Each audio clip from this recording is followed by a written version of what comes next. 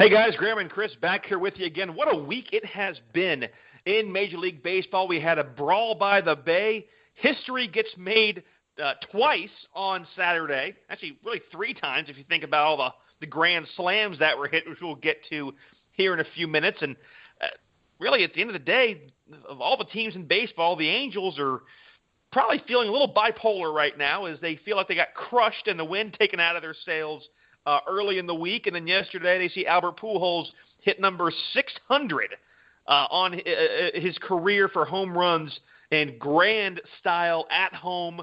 So let's go ahead and put the ball in play. And as we bring up the Angels, take a look at the standings as to where things are sitting right now.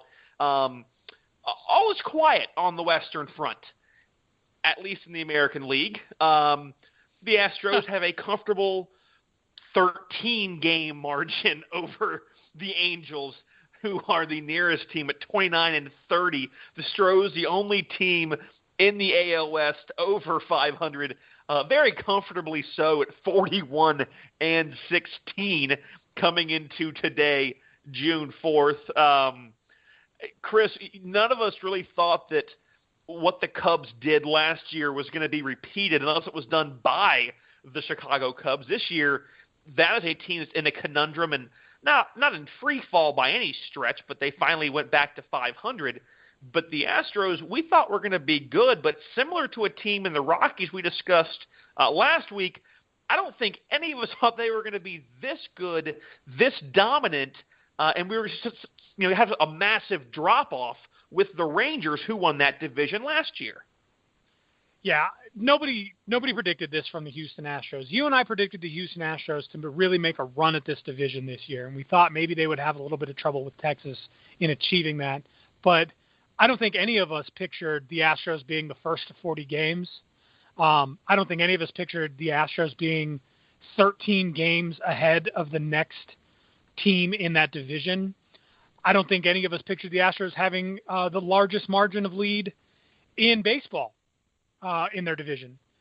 But that's exactly what they're doing right now, and they're just getting the job done. They're on a 10-game win streak. They're 20-10 at home. They're 21-6 on the road, which is incredible. I mean, they're getting the job done at every single level. Without a doubt. And saying a team just being able to pull off a 500 record on the road during a 162-game season is a great feat. If you can go 500 on the road and better than 500 at home, maybe a 600-700 winning percentage at home, you're almost guaranteed a playoff spot. But when you have a better record on the road than you actually do playing at your home park, and that's not at all, I mean, they've played obviously more games at home, but the fact that, I mean, your percentage is that good, it's fantastic. Now, moving on towards we go cross country on the East and the AL side. Yankees still sitting on top. They're 2 games above Boston. Boston is finally making that run that we've been waiting for. They're getting guys that are healthy. Guys are coming back. David Bryce is back, which is a huge thing they needed to have happen. Hopefully the health stays there for him and more guys. Dustin Pedroia went on, I believe, the 10-day DL. He'll be back. You and I discussed a lot of DL stuff, and we're going to get to that obviously with Mike Trout here in a little bit. But because of this new 10-day DL instead of the 15, I think that's part of the reason why we keep hearing DL so much. Obviously, we've gone into so much injury stuff, but it's nice because a team can put that guy on, give him 7-8 days off plus your off days in there, hopefully somewhere, fill that roster spot so you don't have that gaping hole that's just is a dead man spot that, he's on the club, but unfortunately we can't put him out there because he's hurt. Yeah, no, it's been a big boon for all the teams in Major League Baseball, and it's definitely the reason why we keep hearing disabled list, because it's so much easier just to send a guy down for 10 days and let him rest than it used to be. 15 days doesn't sound like it's a lot longer than a 10-day stint, but in the grand scheme of baseball and a 162-game season, it really is, because they're going to miss 12, 13 games in that time period, and they might miss 7 or 8, like you said, in the 10-day DL time period. So I think it's good for teams. I think it's good for baseball. The interesting thing to me about the American League East, and this is something that's interesting in other divisions as well, is the degree of separation between the New York Yankees and the Toronto Blue Jays, who are first and worst in that division. And it's only 5.5 games, right? You have all 5 teams in that division being separated by a maximum of 5.5 games. And at this point, almost none of them, in fact, I would say none of them, are out of talks for a wild card. Even the Toronto Blue Jays are only 2 games out of the wild card slot at this point. So, I mean, that division is really shaping up much like we thought it was going to, a really tight, tough race. I don't think any of us saw the Yankees being where they are, but with Aaron Judge and Gary Sanchez playing the way they have been, especially Judge playing the way they have, I mean, that kid's looking at Rookie of the Year and possible American League MVP honors at the same time. Easily, without a doubt. I mean, I don't think there's any question that Aaron Judge is, like we keep saying it, probably ad nauseum to a lot of guys, but I mean, the way that he's been able, whatever trick he found in the offseason has just been fantastic for him. And they end up taking a game today from the Yankees. They go to Oakland tomorrow. So if they can best Oakland, who right now Oakland is 24-31, then at that point you're looking at a team that is going to finally hit the 500 mark. Assuming that the Rays can win today, we could have the only division, oddly enough, the only division in baseball where every team is above 500 is going to be the American League East. So, yeah, I think, we've been waiting to see what's going to happen here. Still some rotation questions. A lot of power got lost when Encarnacion went to Cleveland. Kendrys Morales cannot make it up, but Donaldson is back. Tulo is in there. We're going to see what JD obviously can do. Hopefully he picks it up a little bit. As you and I discussed, that's the big leadership part of that clubhouse. So he's going to need to be in there, but it's a good thing that he's back. Moving in the AL Central, surprisingly, the Twinkies still on top, man, 28-24.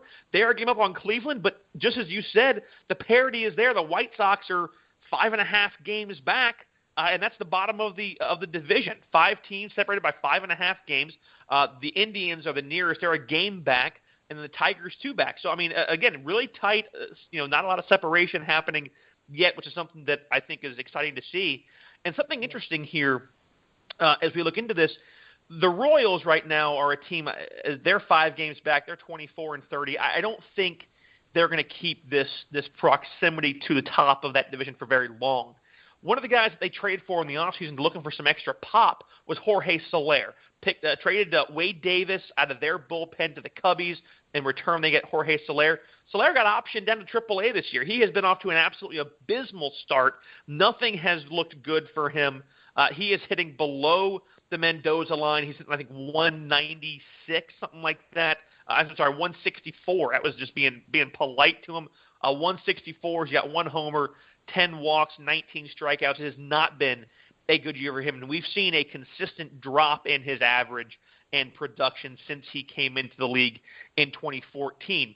On the flip side, oddly enough, as we go into the National League, that Chicago Cubs team, who we said finally got over the 500 mark, they're at 27-27, a game and a half out of the Brew Crew of all people. Wade Davis has been pitching, I mean, phenomenal. Back to the way that we expected him to be pitching when he was winning or closing out games for the World Series champion Kansas City Royals. Sitting right now on a sub-1 ERA, 0.89.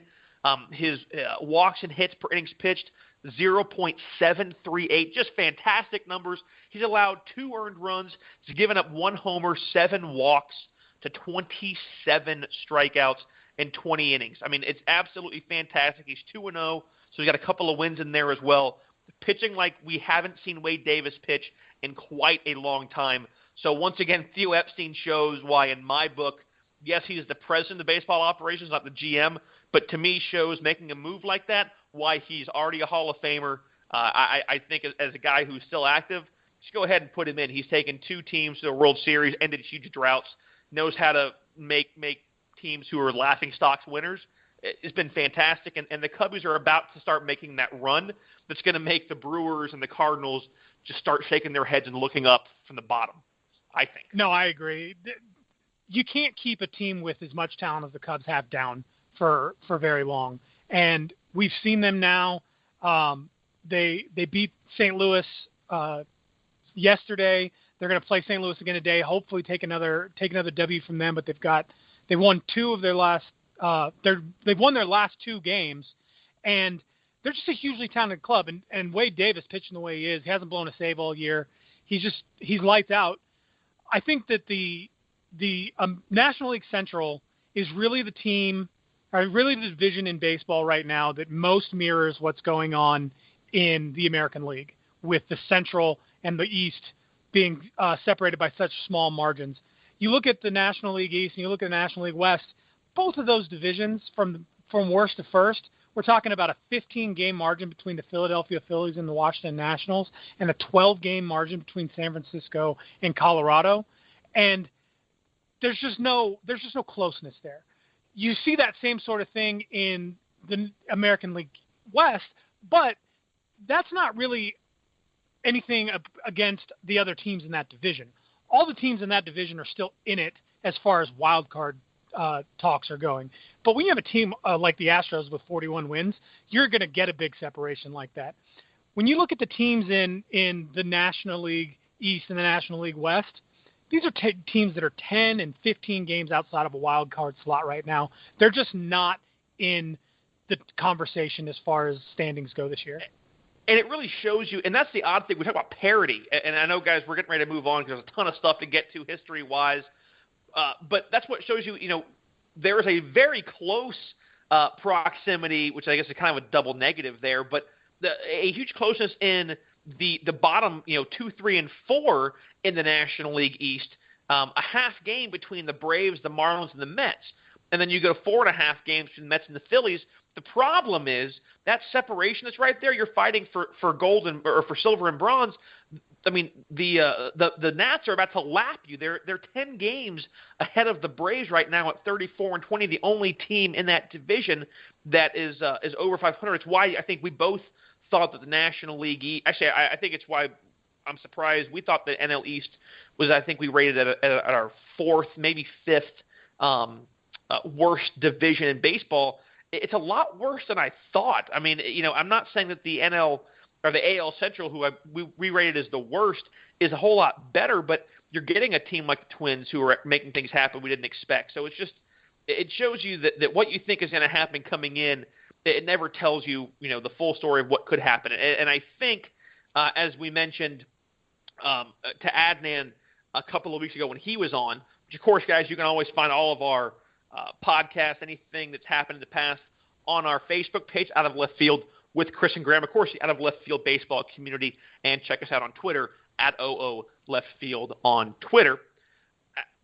I mentioned that A.J. Hinch is probably a runaway for AL Manager of the Year, but I'll tell you right now, if the Twins can manage to hold on to the AL Central and they can win that division, Paul Molitor better get a damn hard look for Manager of the Year in the American League, because what he did with a team that had an expectation to be on the bottom of the entire league this year, near where the Padres are expected to be, and now being 4 games over 500 is fantastic for him, a Hall of Famer for his play. Now you're seeing the team finally rally around him.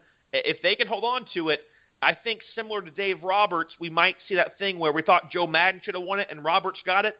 Hinch might be the guy of, man, look at how big this team ran away, but then let's look at what Paul Molitor did with a team who had no expectations and just absolutely ran away with a division that we thought the reigning AL champ, the Cleveland Indians, were going to take in a landslide. Yeah, absolutely. You got to look at him. You got to look at just what he's been able to accomplish in just a short period of time there, and really being able to galvanize that team around him, which is something I don't think either of us or anybody really expected him to be able to do. So let's talk about the NL West, even though I really don't want to. Colorado has taken, well, you can't say anything decisive about the NL West, can you? Colorado's taken yeah, the lead. No, you can. You can. The Giants stink. There's a massive hole in that team that we thought maybe had been filled, with Mark Melancon coming in. Unfortunately, you fill the hole with sugar sand, which in Florida is that soft beach sand, and it's going to give way. There are still a lot of pieces that need to get fixed. The problem is that you can go out there and spend $65 million on a closer, but if your starting staff and your bullpen can't get the closer into the game, then you then you have a useless $65 million piece sitting on the bench. It's great to have a great closer, and I'm glad that Santiago Casilla is not in that role anymore. But if you don't have a bullpen who can keep the score close enough to bring the closer in, and you don't, I mean, it's not like their bats aren't popping. It's not like they're not putting up offense. They put up 7 runs today, but they still lost. Hunter Pence back will be a good thing. Yeah, and getting Pence back will be good. But really, the easiest way to sum up the NL West right now is it's very similar to what the AL East was at the end of last year. It's 3 teams within a game and a half of each other. The Rockies and Dodgers are tied at 35 and 23. But you have 3 teams that really are going to keep bouncing back and forth. It's going to be fun because these guys play each other so much. So we're going to start to see where that separation comes in when you're going head-to-head. It's a game difference every time, obviously. But still, I think really the best probably the best race to watch right now in baseball. We knew the Dodgers were going to be involved in that race. We both thought it would be L.A. and San Francisco.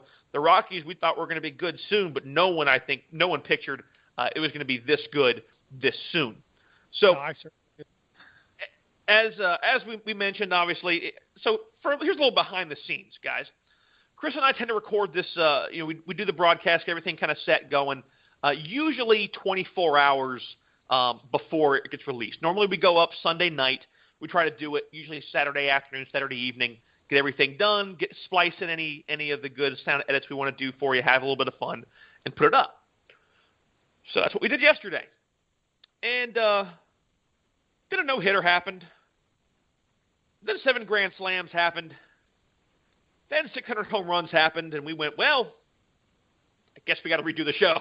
So this is, in all intents and purposes, take 2. You're getting the same stuff plus a little bit more with what's going on. But, I mean, I had mentioned to you, I think a week or 2 ago, just what was going on. We had seen a dip in pitching where, we were seeing no-hitters out the wazoo for several years, 2, 3 a year. We had one last year, over a year ago, with Jake Arrieta. I'm like, and you weren't seeing it. Guys were getting rocked.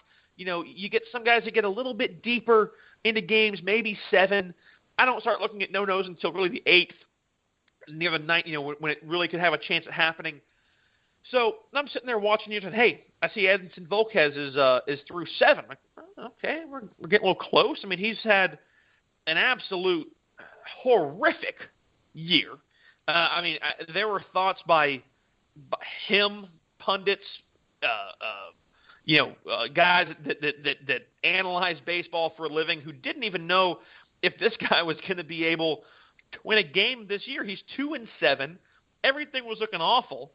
And, he came in there with an ERA. Is it 3.79 now? His ERA was through the roof before yesterday. And of all days, one of his best friends, the late Yordano Ventura, was his birthday. And Volquez comes out. He had paid tribute to Yordano on Instagram, on social media, prior to the game. Walks out there and in fashion with a changeup that guys couldn't quit swinging at, even though it was a strikeout after strikeout after strikeout, just mowing guys down. Strikes out the side in the 9th. Everyone's celebrating. It was still a 2-3 put out because it was a drop third strike on the changeup. But what's even more impressive, man, is the first inning. He hits the bag covering on a PFP play, ends up hurting his ankle. I thought he was going to come out of the game, is able to stay in it, started thinking, man, maybe I want to come out, not sure. He gets through 5 innings. He said, screw it, I'm staying in. I feel much better now. But you know what? When you're starting to throw a no-hitter, I bet you are feeling a tad bit better. And finally we got to see, see history of the 6th no-hitter in the history of that franchise, the 2nd in Marlins Park, or at least at the Marlins home stadium, whether it was in Marlins Park or not. Just an absolutely just a beautiful sight. And everyone, you had to kind of know that there was something going on, especially when he's paying tribute to Jose Fernandez and his friend, Yordano Ventura. It was just the way that things have happened in Miami. It was fitting to have something like that happen this year. Yeah. So back to a point that you just made a few minutes ago when you were talking about the dip that we've seen in pitching. Just to give you an idea, last year there was one no-hitter thrown by Jake Arrieta on April 21st against the Cincinnati Reds. That was The only no-hitter last year and the last no-hitter before this one. Prior to that, in 2015, there were 7. In 2014, there were 8. But in 2012, there were 12 no-hitters and 3 perfect games. So, yeah, there's a little bit of a dip going on. I mean, we had 3 perfect games in 2012, 3 perfect games in 2010, and no perfect games since 2012. If you go back through the history of no-hitters and you combine them all... I'm going to go ahead and say Max Scherzer should have had a perfect game against the Pirates. I get he threw an inside pitch, but that kid leaned into that pitch with his elbow, and you're never going to call it, but God, it should have been a perfect game. If you go back through perfect games or through no-hitters through history and you average them out, we average about 2 perfect games a season. And we haven't even gotten there in the last 2 seasons, right? We haven't even hit the average. And if you look just in the last decade, we're nowhere near where we used to be. So I don't know if it's a dip in pitching. I don't know if it's an increase in hitters' ability to hit those pitchers, but something's definitely going on in that whole dynamic between hitters and pitchers in Major League Baseball. And it's something that you see goes up and down, but it's an ebb and flow game. I mean, it really always has been. I think we got spoiled. We got really spoiled, because obviously what was happening in the steroid era was that guys were trying to find those really, really good pitchers. So then you lose the steroids, but you have really good pitchers in the wings, and things kind of come to a head and the pitchers dominate. I think now we're starting to kind of find that medium again. But, man, it was, just to see him with and I didn't see the entire game. I watch what I can, but actually we were doing the show really when the game had started, and just to see what had actually happened with his ankle, how bad it was, and then see him just keep fighting. That changeup was fantastic, and I don't know why it was so hard for guys to lay off, but he kept throwing it, and guys kept swinging at it. I didn't see anything really hard hit against him. And I was watching really the last 3 innings of the game. Guys were obviously focused for him, but it was one of those things where it's like, just give me the ball. There was really no plan on including the outfielders in taking care of business because he was doing it. The Diamondbacks were swinging, and obviously the D-backs are a team has plenty of power, and it was just one of those days where he is, Volquez was on point. It was a beautiful thing to see, especially for a guy who's been struggling as bad as he was and coming over from the Royals to the Marlins. It was impressive. It really was impressive. It was impressive, and it's a lot of fun to watch.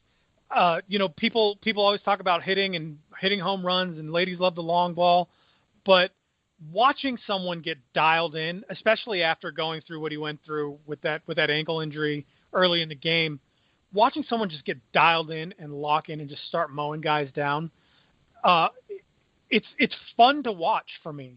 It's certainly a whole lot more fun to watch that than it is to watch a guy like Bryce Harper charge the mound and throw his helmet at a guy, which the only thing I can say about Bryce Harper throwing his helmet at Hunter Strickland is that I wish he'd have hit him, because Hunter Strickland deserved to get hit with a helmet. Now, that sets bad precedent. Bryce Harper shouldn't have thrown his helmet. That's what he got suspended for, in my opinion. It shouldn't have happened. It was a horrible situation from start to finish, but Bryce Harper had every reason to be angry. He got thrown at based on something that happened 2.5 years ago in a postseason situation that ended with Hunter Strickland and the Giants winning a World Series. Yes, he watched his home run leave. It was a tense situation, and he jaw-jacked as he was running around the bases, but it was 2.5 years ago. And, hey, Hunter Strickland, if you don't want to watch guys like Bryce Harper watch their home run balls as they exit the ballpark, stop grooving them hard stuff over the middle of the plate with no movement, and it won't happen anymore. Let's be honest. Bryce Harper has always been a kid with an attitude. I remember in minor league ball, I think he cleared the benches because he came around third after a dinger and made kind of the smooshing face at a pitcher, which, I mean, that's just, you don't do that. It's stupid. But Strickland is not a guy who is calm out there either. He's the same guy who tried to incite Salvi Perez to come out to the mound after hitting a home run in Game 2 of that aforementioned World Series that they won. And, Strickland was jawing at Harper too, but that was a young kid. And I'm not using age as a way to excuse his behavior. Anyone who has listened to the show knows I am not a proponent of Bryce Harper and the way that he acts 99.9% of the time.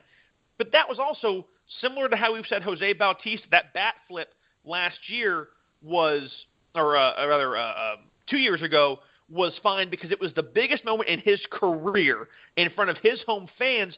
We get the same thing. It's Harper's biggest moment of a young career with a guy who has so much hype put on him. I'm not saying he acted right, in jacking, but if you're going to watch it, man, it's a long ball. First off, you see it go, it's like, holy crap, that went. Or if it's one that's bending the pole, you're not gonna start jogging just to jog 90 feet back because it goes foul. That being said, I've got absolutely no issue with what Bryce Harper did charging the mound. At first, I was like, okay, punk kid charging mound, here we go. Then I saw the whole thing. I had just got from you, Harper charged the mound. Didn't know the whole thing was going on. Finally see it. I'm like, are we serious now? So Strickland comes out basically saying that, well, I had left 2 over the plate and he hit him for home runs, so I didn't want this. I wanted to work inside. Working inside is fine, but hitting a guy in the hip is not inside. That's intentional. And even Bruce Bochy said that Strickland's own manager is saying that there was really no doubt that there was intent behind that. So I've got no issue with Harper charging the mound. I get that it's a brotherhood of 25. Everyone's going to get involved. You're not going after my guy. But at the end of the day, man, it's kind of, that's a hockey moment, for lack of a better term. Let those two guys go at it. Let Strickland get what he deserves. Let Harper get a shot in if he's going to get a shot in, and then, okay, here we go. We're done. And that's basically what Buster Posey did. And a lot of guys are giving him grief for it. And you can say all you want that Buster Posey should have been out there. You look out for your brother. He turned his back on his teammate. You know what? Buster Posey looked at a guy and went, you made your bed. You sleep in it because there's a good possibility I'm going to catch one because of your moronic, personal vendettas here. And credit to the Nationals, they didn't even come close to retaliating at all. And my hope is that if these two play again, it's not going to come down to that. And from the way it looked, the way the Nationals played the next day, it doesn't even look like them not retaliating against Buster Posey is something that Dusty Baker had to sit down and tell his team. It just looked like, listen, this was between Hunter Strickland and Hunter Strickland, and Bryce happened to get in the way. Hunter had a vendetta, and this is not something that needs to reflect on the Giants as a team or anybody else except Hunter Strickland. And if we make it about more than what it is, then he's going to gain some credibility from what's going on here, and we can't allow that to happen. So we're going to play a clean game, and good on him for it. I mean, I was really impressed with how they overcame and did that. Yeah, and it wouldn't surprise me if Dusty and Boch talked quietly. A little private back office. Hey, look, we get it was personal BS. We're not looking to hurt nobody. And also, it's one of those things where I get you don't want to put your own guy in harm's way. But I could also, old school, Boch go, yeah, Hunter might get an AB in the next couple of days. Okay. And it's one of those things that if he gets up in the box and you plunk him, issue your warnings. And that's it. But it's one of those things that it was completely personal. It was Bush League as hell, but it was personal.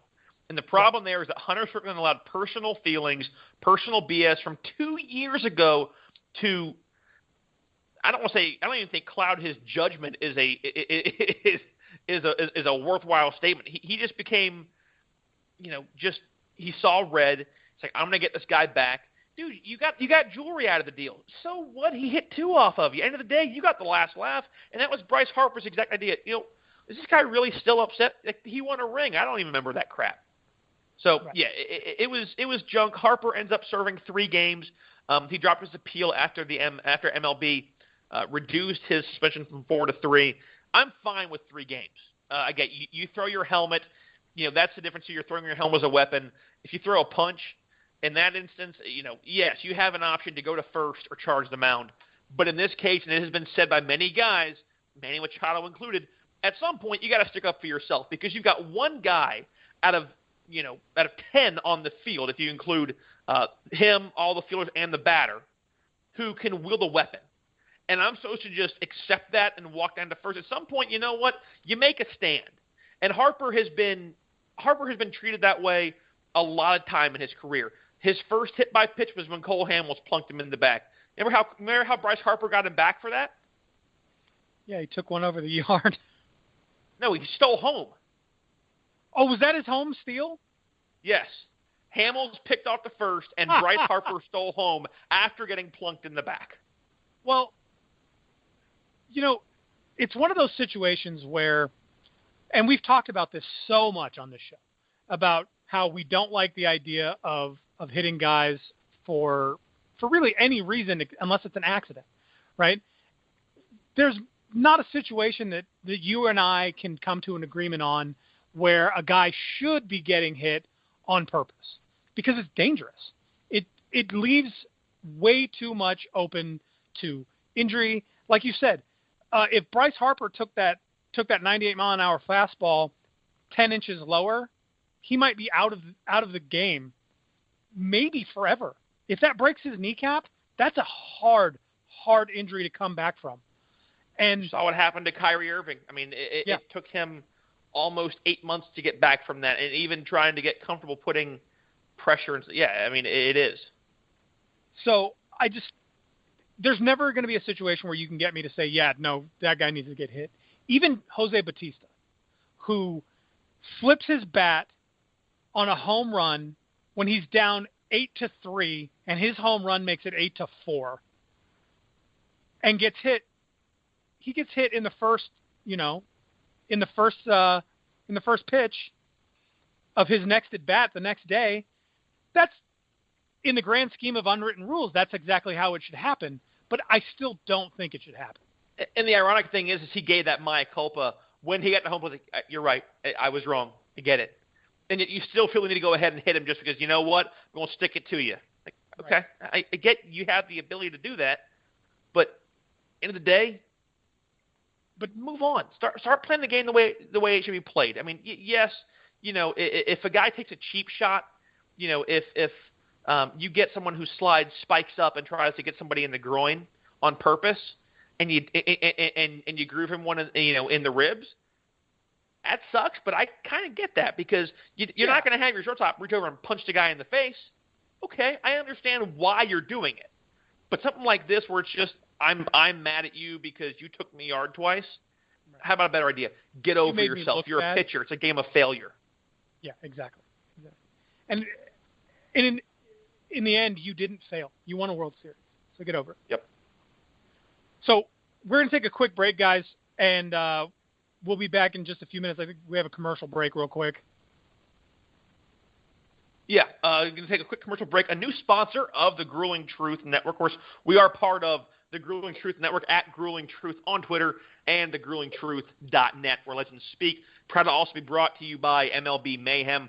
Check them out on Facebook, MLB Mayhem. All your blog needs, article needs on every team in baseball. Also at MLB Mayhem on Twitter. Be right back after these words from Replenishing Technologies. Replenishing Technologies helps athletes of all levels train, recover, and perform at their absolute best. We do this by offering the PEMF 120, the world's leading pulsed electromagnetic field therapy device. Workouts, injury, and stress cause cells to lose their natural power. PEMF works like a battery charger, helping cells regain the power needed to dump toxins, take in oxygen and nutrients, and repair. 95% of athletes report less pain, increased range of motion, more energy, and they simply feel better after using PEMF 120. If you'd like to count yourself among that group, contact us at www.replenishingtechnologiesinc.com. And we're back on Out of Left Field. Chris and Graham along with you here. So as we just finished talking about Bryce Harper and the fight between Hunter Strickland, this is not the only time this week that some really unfortunate, scary information came out about intentionally trying to hit somebody on a baseball field. And that takes us behind the mask. And, guys, obviously you guys know I'm the umpire of the group. Chris has dabbled in it a little bit. The one time he broke a guy's nose, which is neither here nor there. It's a story for another time. We'll let him go behind the mask for us. But one time. Hey, you know, I got to bring up old stuff every now and again. Go ahead, man. The old adage is true. It doesn't matter what you do in life. You break one guy's nose, and all of a sudden you're a violent, overreaching, dramatic jerk. One guy. Well, I guess I haven't only broken one guy's nose, but I broke one guy's nose on a baseball field. Hey, you can umpire 1,000 games and break one coach's nose and be known not as a good umpire, but as a coach's nose breaker. And I'm making that about as nice and G-rated as I can from what the normal adage is, which you and I both know. Starts with being a bridge builder, and the rest is, well, Crash Davis would understand for those of you Bull Durham fans out there. So as I go into this, a youth baseball coach in Texas named Jeremy Knox is accused, and again, accusations beyond. There is a video of him telling a player to intentionally hit the home plate umpire because he didn't like the calls that were being made. He said, and I'm going to go ahead and make this a little bit cleaner, quote, "You hit the bleeping umpire right in the bleeping mask, right here. Hit him right here," pointing at his face. "Just throw it right here. If he gets out of the way, fine. If he doesn't, bleep him," end quote. Again, captured on video, was posted to an unidentified Snapchat account. He has been fired from that team. You had a very wide-reaching idea of what his final consequence should be, which we'll get to in a second. Guys, end of the day, and Perfect Game CEO Brad Clement, who is one of the organizers of what that team, the league that team plays in, is there's no place in the game at any level for this type of accused behavior. He's right. There's no question about it. Umpires are not perfect. I've had plenty of games. I've had huge games, okay, regional semifinal games that I have been poor. I do my best, and I know there are certain games it's not going to be the type of product that I normally put out there. But I'm going to do my best to fight through it, to get through it, and just try and figure out what's causing me an issue and get through it. At the end of all that, assistant coaches and 2 players were ejected following the pitch. I guess the pitch did occur. It wasn't apparent if it was thrown at the umpire's head. I don't know if it made contact. There's nothing I've read beyond this. But he has been banned from the team. He apparently was not supposed to even be on the property or in the dugout. But he had been banned before, and yet somehow was still in the dugout. Again, there is no place for this. He was a former volunteer assistant coach for Texas State. Guys, we get it. Okay? Umpires aren't perfect. And sometimes you hate the fact that they have so much, not control, but they have such a large fingerprint on the game at some times. But what he did is criminal. Attacking an umpire, abusing an umpire, it's criminal. We see it more so in soccer where guys have lost their lives because of this. It's baseball, folks. And more often than not, it's youth baseball. And that's the key. 99.9% of everyone listening, your kid's not going to make the majors. And for those of you who their kid does, we call dibs on the first interview when they get the call up to the show. Throwing it out there right now. That's how it's going to be. All right? But, guys, end of the day, it's about letting the kids enjoy the game and learn the lessons that this game is teaching them, which is patience, waiting, not having everything come to you all at once. Sometimes that kid in right field waits the entire game for one play, but that one play might be the difference between a win and a loss. It's a part of being a team. There is more to this game. Don't take it out on the umpires, especially those guys that are volunteering. They're there for a reason. I've been there. I still help out in Little League, but I have been that guy who helps out so much, it begins to be expected and start treating you like junk.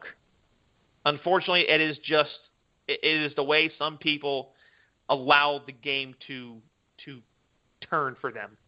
Don't be those guys. Okay, that's all I'm going to say. I'm not here to lecture, but just keep in mind you can affect the way that your kids enjoy the game, see the game in every sport. Allow them to enjoy it. Don't live vicariously through them. Just have fun. Go watch. Hell, become an umpire. Get yourself back involved in the game. Or coach. Before you knock it, see what it's like. Then you either can catch the bug and become better and be the change that you want to have happen. If you think you can be better than a guy, then go be better than a guy. Or maybe you go, oh, crap, this isn't as easy as I thought, and he's actually pretty good. Then be appreciative. That's all I got. And the key to this whole story for me is that these are 11 and 12-year-old kids. I mean, these are children he's talking to. These are children that he is trying to recruit into committing a violent criminal act. That's wrong on every single level. Well, it sounds so serious when you put it like that. It is serious. And, you said that I had a wide-reaching and sort of off-the-wall punishment that I thought that this guy should endure because of it. And I don't think it's so wide-reaching when you look at it in those terms. He's trying to get 12-year-old kids to commit a violent criminal act. And in my opinion, he deserves to be blacklisted completely from the game of baseball. And when I say blacklisted completely from the game of baseball, I mean not allowed to watch baseball in person at Major League ballparks. I mean not allowed to participate in baseball at any community level at all. Blacklisted from baseball. And I think that anybody who involves themselves in this sort of activity should face the same punishment. You can't intentionally go out there and you can't tell a 12-year-old to intentionally go out there and hit a guy in the face mask. You could kill him. I mean, I get it. He's wearing protective gear. It sounds like, oh, well, what's he going to throw at 60 miles an hour? It's probably not going to hurt that bad. I'm sorry. Would you like to put a mask on and take a ball in the face at 60 miles an hour and tell me if it hurt or not? Only if it's force 3. And that's the point. These guys who are umpiring Little League games are more often than not wearing the best of the best protective gear. Right? And even the guys who are wearing the best of the best protective gear, Major League umpires, have taken shots in the face that almost killed them. Eddie Hickox is a prime example. Was hit in the chin. 2 separate occasions took a kill shot basically in the chin. Almost ended his career. Also took a shot off a bat on the crown of a helmet that split the helmet. He subsequently dealt with Wilson, and there are things happen there you guys can find. I'm not going to get into that. But yes, it almost ended his career, ruptured his eardrum almost. And he's one of the best umpires in the game, and almost lost that ability to do what he loves to do. So speaking of injuries, since most of you guys are probably thinking, all right, umpire, we get it. You're the umpire, get over it. So speaking of injuries, the Angels, like I said, it kind of probably felt like they had a bit of a bipolar last couple of days. So Mike Trout in Miami early this week slides headfirst into second, jams his left thumb. We agree it's the left thumm, right, Chris? Yes, I know no one's going to understand this, but he had managed to find an article that said that he had that Trout had hurt his right thumb and then his left thumb in the same article. So got to love that. But hey, we've all had our own editorial mistakes. We are not immune to those. So jams his left thumb. There's concern over what is going to be the outcome. Ends up that he has to have surgery on the UCL in his thumb. Is expected to be out 6 to 8 weeks. Big picture on this, it affects next to nobody. It's affecting a team that's in second place. It's great to say that you're in second place. We already discussed this. They're in second place trying to chase down the Astros. So they're just there. Okay, the Angels are just there. But I will say that this injury brings to light a change that we're going to discuss here the next month or so with the All-Star Game fast approaching down in Miami. The fact that the probably easy, I think easily to say, the best center fielder in the game, right now, the most dynamic center fielder in the game, the guy who was hitting probably the hottest in the game, just overall consistently, aside from guys like Aaron Judge probably, and Bryce Harper as well, has been Mike Trout. And for the last decade almost, maybe a tad bit more, having the top guy on the field was important to those all-star teams because that game was going to decide which club had home field advantage. That doesn't happen this year. So aside from the Angels fans and people on the West Coast who get a chance to watch him on a more consistent basis, for a good chunk of the baseball fandom, this hurts on paper.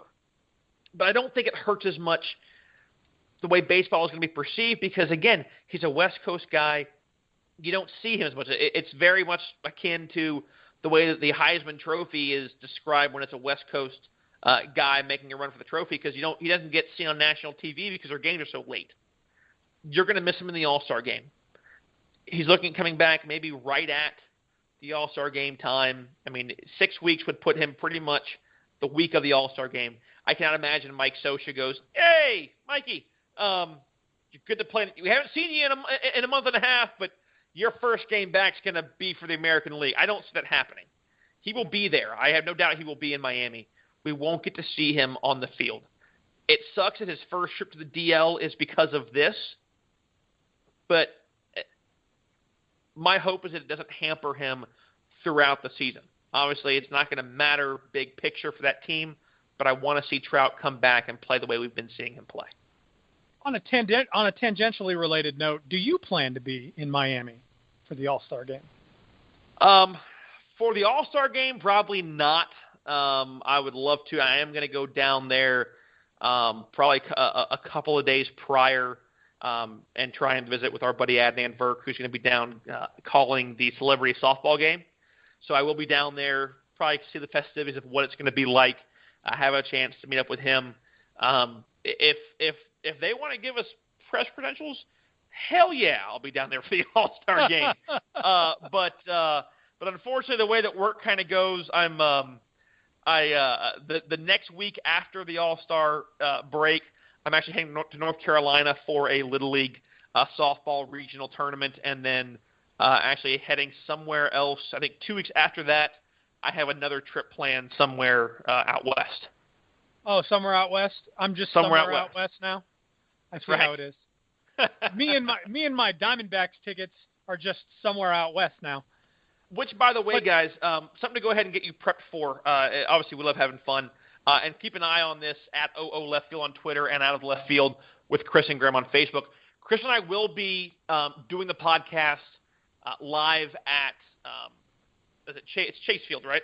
Chase Field, right. We will be doing it live at Chase Field, a live recording of the show in left field, or at least overlooking left field from one of the restaurants there at Chase Field. So we will, again, keep you guys more apprised of that. But if you're out there, come by, see us, say hello. We'd love to know if you guys are listening to the show, what you guys think.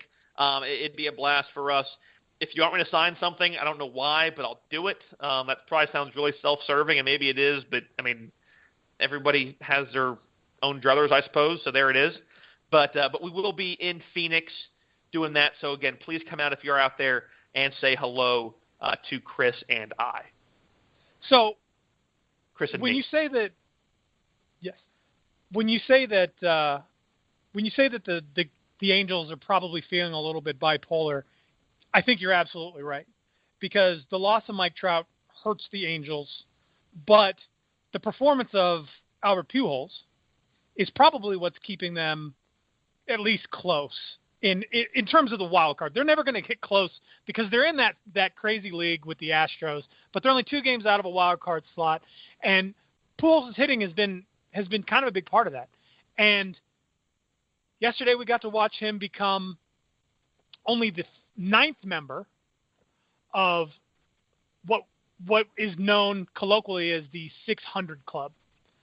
He hit his 600 home run last night, and he did it with an exclamation point as one of the 7 Major League Baseball record 7 Grand Slams hit yesterday. Congratulations to him. I mean, I can think of probably 3 other guys on that list that I think his name needs to be mentioned in the same breath as, and those are guys like Mays, Aaron, and Ruth. Pujols is, in my opinion, head and shoulders better than guys like Barry Bonds and Alex Rodriguez. So I want to ask you something on that then, and this is something I was thinking about, and I'm sorry I didn't mention this to you before we came on. It was just, I just remembered that I wanted to ask you this, but I'm curious, where do you rank him? I'm not looking for an exact number, but kind of a ballpark reference of where do you rank him all time? Because my issue with him is he's been DHing now for a pretty good amount of time. Right. Since he got to LA, the plantar fasciitis in his feet has unfortunately greatly hampered his play on the field. It basically has all but removed his play on the field at first base. And you and I feel every now and again. There. What's that? You and I feel his pain there. Yes, I most certainly do. But it makes me wonder, where do you put him all time? I mean, the guy's a 2-time World Series winner, a .323 average in the postseason, an OPS just over 119 postseason home runs, and obviously 600 in his regular season career. I'm just curious, do I put him on the list of all-time greats that run through my head when anybody says who are the best players that ever play the game? No, not high enough up to list him. That's where I was at, and I was curious if you were going to feel the same. Do I put him on the list of great first basemen? Yeah. Do I put him on the list of great hitters? Well, absolutely. Undeniably. Got 600 home runs. Right.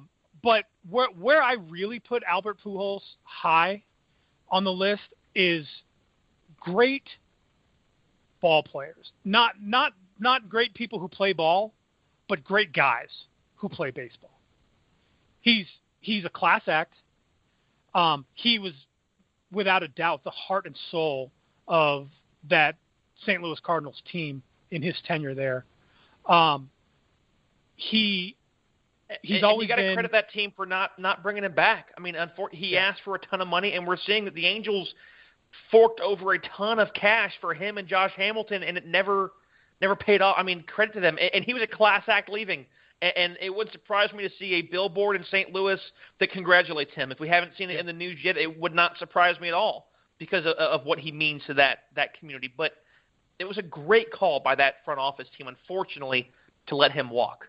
Right, and probably one of the hardest things they've ever done, to be honest with you. It had to be one of the hardest things they've ever done. You let a guy like that go, and they let him go after a monster year. I mean, it's not like he was having a World Series, I believe. Yeah, and it's not like he was having a down year. Yeah, it's not like he was having a down year. They let him go after a monster year. They just knew 10 years, man. You're already having the foot issues, and the foot issues never end well.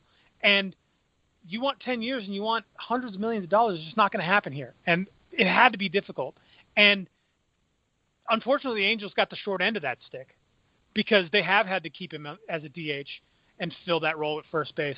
They've done pretty well, and he's a great DH, but he hit 455 of his 600 home runs in St. Louis. He is without a doubt the St. Louis kid. I mean, he is never going to be remembered as an Angel. The Angels never got him at a season over 300. He hit 299 his last year. The first time in his career that he hit below 300 was in 2011. He hit 299. From that point on, it's been a steady decline down. Yeah. 285, 258, 272. He had a bounce up after a 244 and 15 to 268. Now at 249. I mean, they've never seen that. The Silver Sluggers stopped. His last Silver Slugger was in 2010, and he had 6 Silver Sluggers, one in his first year when he was Rookie of the Year. He's seen one All-Star game in 2015. Since he's been in L.A., he's been in the MVP voting twice, and he was 17th. They did not get their money's worth. No. I mean, they have someone who can probably put butts in seats. Yeah. Mike Trout has been bigger for that. Mark Trumbo and Trout together was great, but the Angels mortgaged the farm. They mortgaged heaven, and unfortunately, the bank came a-calling and the pearly gates kind of got closed. Everything kind of got shuttered up because they couldn't pay off what they had mortgaged. It's the way baseball is. I think this is one of the biggest reasons why we will see those ginormous contracts start to maybe weasel their way out a little bit as guys are getting up in age. I think that's what we're going to start to see. I hope. I think it's better for the game. Everybody's predicting that there's going to be a $400 million player here pretty soon, and I just don't see baseball wanting to get to there. I don't see baseball wanting to go to $400 million. $320 million for Giancarlo Stanton was a ridiculous number. And look what it's done to that team now. Yeah. And Ken Rosenthal's reporting that the Marlins might be actually willing to look at trading pieces like Marcell Ozuna, Christian Yelich, which we didn't think was going to happen. It hampers teams tremendously. And when you're talking about the changes that they made to the luxury tax, you can say there's not a salary cap in baseball, but that luxury tax is a hampering tax. It will stop many teams from going over the luxury limit. But back to Albert Pujols. Albert Pujols is, when we're talking about the 9 guys who are on that list, and those 9 guys are Barry Bonds, Hank Aaron, Babe Ruth, A-Rod, Willie Mays, Ken Griffey Jr., Jim Thome, Sammy Sosa, and finally Albert Pujols. And he should pass Sosa and Thome on the all-time list within the year. He's only 12 away. Thome's at 612. He'll pass Sosa, I think, in the next 6 or 7. I think he probably, before his career's over, he probably passes Mays at 660. That's at 660. I don't know, because his offense has been tapering off in the last few years. I don't know that he gets to the 696 that A-Rod hit. But I think he passes Mays in the couple years that he has left. But let's look at those names. And let's look at the names. This is what I'm talking about when I say he's a class act. He's a guy who played the game. He played it hard and he played it clean for all we know, right? When you look at guys like that we know otherwise about, like Barry Bonds and Sammy Sosa and Alex Rodriguez, I don't like to see his name in their company on that list. I think that if you were to order this list in its proper order, I think you take Hank Aaron, Babe Ruth, Willie Mays, Ken Griffey Jr., Jim Thome, and Albert Pujols. Now the other guys are asterisks for me. So, I think that's wrong. I mean, I understand that, and end of the day, Griffey was. What I hate is what could have been with Griffey, unfortunately. And I think both these guys, Griffey kind of just never materialized in Cincinnati, and Albert, it's just those foot injuries, and that I think it was his oblique. It's just, man, you never wanted to see a guy just have that kind of precipitous drop in his everyday play. It was painful. It was painful to watch, and painful for him, obviously. Think about Griffey when he went to Cincinnati, though. Cincinnati did the same thing that the Angels did when they brought Griffey over. They mortgaged the farm, and in that time it wasn't. It was maybe $100 million. I think it was $140 million that they paid for Griffey. But at that point, he was the number 1 highest paid hitter in baseball, and they put every single hope they had in the world squarely on Ken Griffey Jr.'s shoulders. He didn't have an opportunity to materialize there because he was under so much pressure by the time he walked into the locker room for the first time that there was no way to get out from under it. Pujols, in my opinion, didn't have that going to Los Angeles. The impetus for Pujols in Los Angeles, to me, was the idea that, hey, if this works, we're going to have Mike Trout, Mark Trumbo, and Albert Pujols all hitting within a batter. Josh Hamilton, all hitting within a batter of each other. C.J. Wilson, Dan Hare. I mean, Jared Weaver was dealing. I mean, they had on paper what should have been, a dynasty in the making, and it's why this sport is so different. Super teams don't exist in baseball. Right. Even the Yankees, they bought put as many names on a roster as you want. But Tigers, I guarantee you one thing. Iggy and Prince, it never worked. I'll tell you this much. You can put any name on any group of names on a roster you want, and you could take the American League and National League All-Star teams and run them through a 162-game season, and they're going to struggle at times, and they're going to lose games. And there's a possibility they might not be good enough to go to the postseason because nothing in this game is guaranteed. It is a game of failure. And nothing shows you that like what Albert Pujols and the Los Angeles Angels went through the year he went there. And I love what Bill Plaschke said as we kind of end this topic. And again, this is not at all take away. I mean, our tremendous and immense congratulations to Albert Pujols on a beautiful career milestone. It does show you how the game has changed, how that was something that you would have seen on every channel, on every news, man, we're going to tune in live, see what happens. It happened with Bonds, and Bonds and those guys tainted and changed the way that we look at it, because now there's always going to be that question. And I don't think that question exists with Albert, in my opinion. But I like what Bill Plaschke wrote in the LA Times. The rally monkey has become King Kong. which the only thing I will say to Bill Plaschke, a tremendous writer, obviously, on Around the Horn on ESPN all the time. Love to have Bill on. The only thing I hope for LA is, unlike Hollywood, don't do a sequel. You did it once. Let it go. Find the new thing that works. Oh, that's all. I'm not a movie guy. I'm not an ad man. I'm not cinephile. But just don't go for a sequel. So we're going to transition, I think, into our last segment of the day, and it's going to be real quick. And we're going to go ahead and award our backstop of the week for this week. My backstop of the week this week is going to be Reds catcher Tucker Barnhart.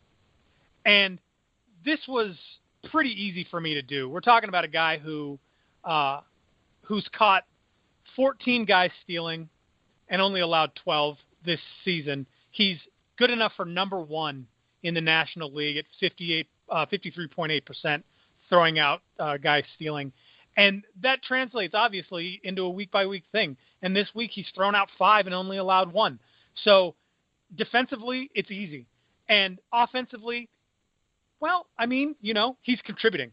He's not the guy that you expect to be, just wrecking it and leading the team. But he's not going to be a Buster Posey. He's not going to be a Pudge Rodriguez who's going to rake the ball all over the yard. But he's 69. 1 homer, 6 ribs. Nothing great. It's not all-star worthy. But he's getting on base. On base at 321. And it's what about 70, 60 points, about 60 points higher-ish than his average of 269, and he's getting better. That's the important thing is his average has gone up, not down. But that is the beauty of what this award is. It is how are you doing this week? And for this week, Tucker Barnhart is making plays with the leather behind that plate. It's why we enjoy doing this, because it is such an important spot on the field, because they oversee so much of that defense, and that is why, again, there are two guys. Massive congratulations to him. There are 2 guys on the field that are involved in every single play of the game, and that is the pitcher and the catcher. The pitcher throws every pitch, and the catcher is back behind the plate for every one of them. So when you're talking about a position that has that much involvement, it's really important to have a strong defensive player back there. And this week, Tucker Barnhart has been a strong defensive player, and this is a defensive award. So good for him. We like giving this. We like talking about defensive catchers, and we like giving this award out. It's a lot of fun for us. So hard work goes to him this week. And congrats to him. Congrats on the Reds. Hey, the Reds are still vying, making a push, and we will talk, especially closer to time. Something to think about, guys. What happens if your club is 5 games or fewer out of first place in your division or the wild card? Do you become a seller at the deadline, or do you are you trying to be a buyer? I think we're going to see that happen a lot this year. Teams are going to have to make that tough decision. We're going to see what happens. But, again, that's another topic for another day. A ton of stuff. A huge tip of the cap to Albert Pujols, 600. Hope you see 200 more, break the record, put a stamp on it, make it your own. It may never happen, but, hey, you're going to rake in a lot of cash while you do it. So congrats to you. Edison Volquez, a beautiful job in a no-hitter. What it means to that city, to that team, an absolutely beautiful thing. And, of course, we ask that hope that Mike Trout gets better. Hunter Strickland's appeal will be heard. I believe it's June 13th, I believe is when it is. So we will see what happens there. I think he should get at least 4 times the amount of games that Bryce Harper gets. We will talk more about that when it happens. But that is it for now, guys. Thanks for sticking with us. For Chris Furry, Graham McGowan here, this has been Out of Left Field on the Grueling Truth Network, where legends speak.